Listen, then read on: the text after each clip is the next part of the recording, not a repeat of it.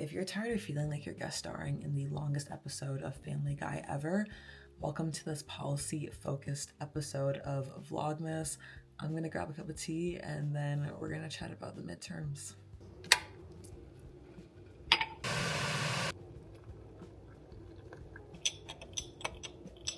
All right, so for context, I am super into policy. I studied political science at Vanderbilt.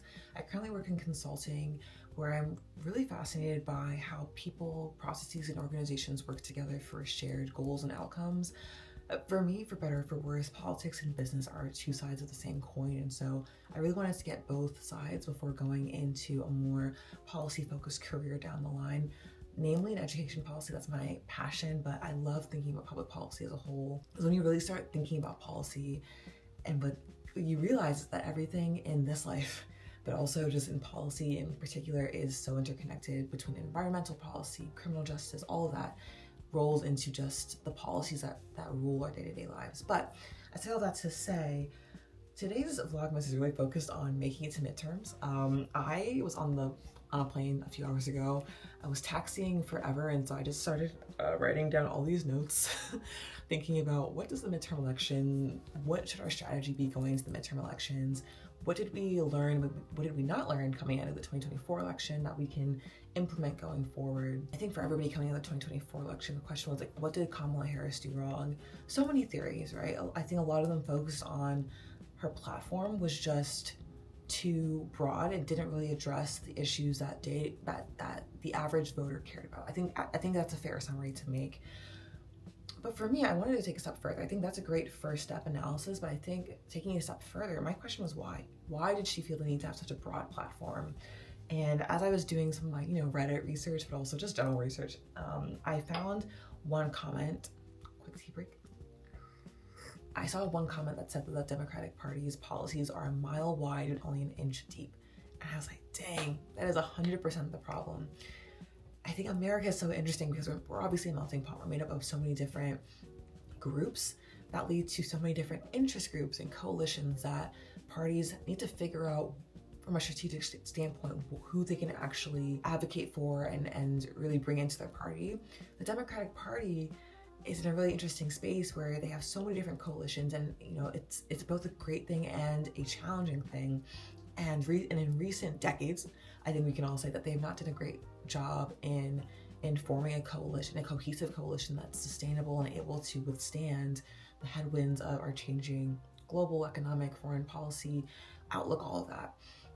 And so going back again to my original question of why, not just what did Kamala Harris do wrong, but why, right? For me, I think it was the Democratic Party trying to do too much on one platform, feeling the need to reach out to too many people at once. Quick sidebar to say, I really actually hate the two-party system.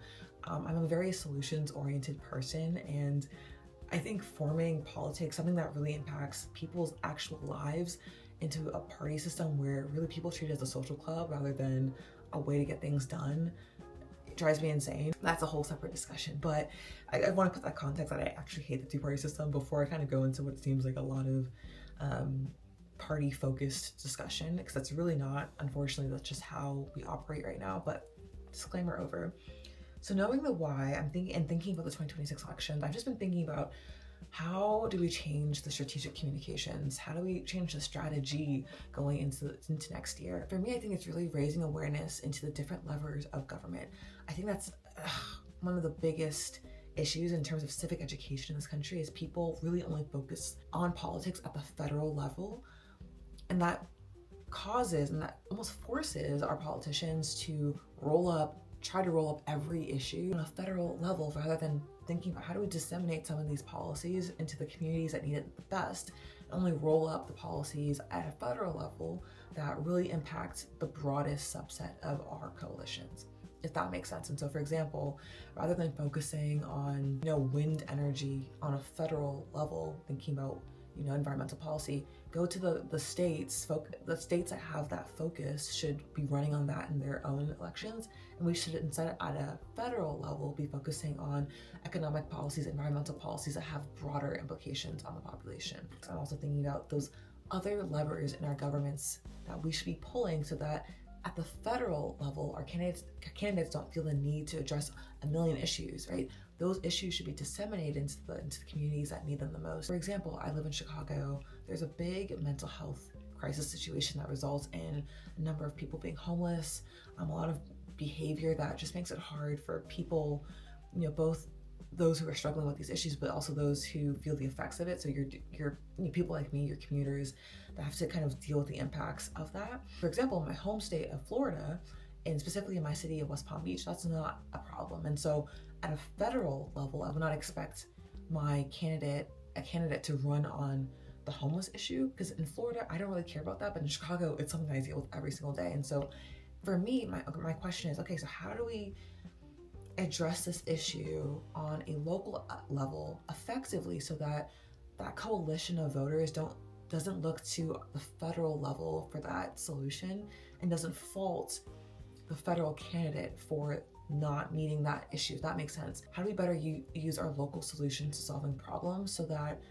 they're addressed at a local level, and so what gets rolled up at a federal level are things like healthcare, things like taxes, things like even taxes. Actually, now that I think about it, that can actually have more local implications as well. So maybe that one's a bit too nuanced for this comparison. But again, I think I would just end this part of the conversation by saying, I think the issue at a high level is how do we address the problems facing different coalitions in the Democratic Party without relying on them being addressed and solved at the federal level and even at the state level. And in that, how do we better empower our local governing bodies? So not even just your mayors or your city council, but even down to school boards, HOAs. Like, how do we empower these policies to be made at more specific levels that target the communities that need them the most, so that we can free up our federal and state elections to focus on issues that have more of a wider reach,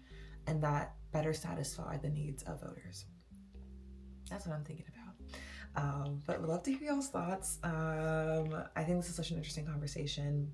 This is why I love politics. This is why I love policy. It's just really thinking about what can we do to help the most people without having the most complexity. I'll probably keep this going in my Substack whenever I can get this written down. But yeah.